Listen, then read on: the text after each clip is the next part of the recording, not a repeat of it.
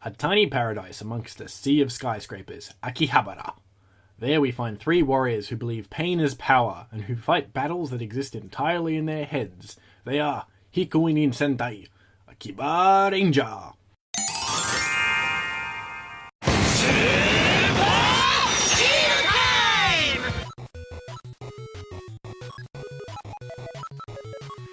Hikounin Sentai Akiba Ranger, roughly translated to, or more to the point, exactly translated to, unofficial Sentai Akihabara Ranger. As in, Akiba is short for Akihabara, the electric town in the district of Tokyo, pretty much dedicated to otaku culture. The Akiba Rangers are made up of three eccentric individuals. Akagi, Akiba Red, is pretty much the quintessential Super Sentai fan. He makes myself and Gokai Silver look like nothing.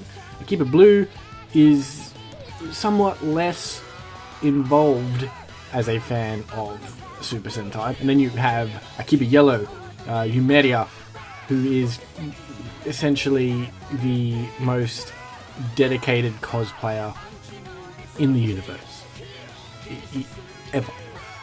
The basic premise of Akiba Ranger is that we have these three rangers who essentially live in the real world. For the sake of avoiding spoilers, we're going to say they live in the real world.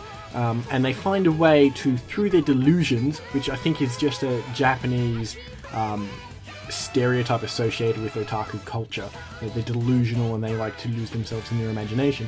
They find a way to actually tap into these delusions and this imagination and actually enter a world of delusions whereby, or wherein, they are actually rangers, fighting a villain that may or may not be imaginary.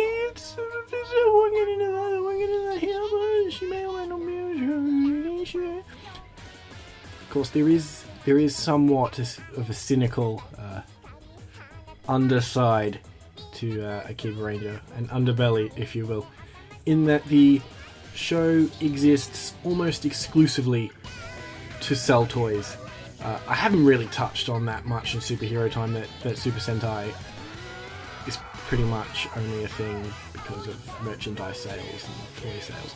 But Akiba Ranger is shameless. I mean, it's supposed to be an adult parody of Super Sentai in that the heroes are caricatures of the fans and of the Rangers themselves, and they play with the tropes, and the fourth wall is mere putty in their hands to be manipulated and destroyed throughout the course of the narrative. But really, beyond being a little bit sexy, in that there are boobs every now and then, it's not necessarily adult in nature.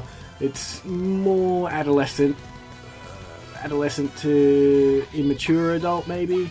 We'll say that. Basically, people like me who buy toys will love it.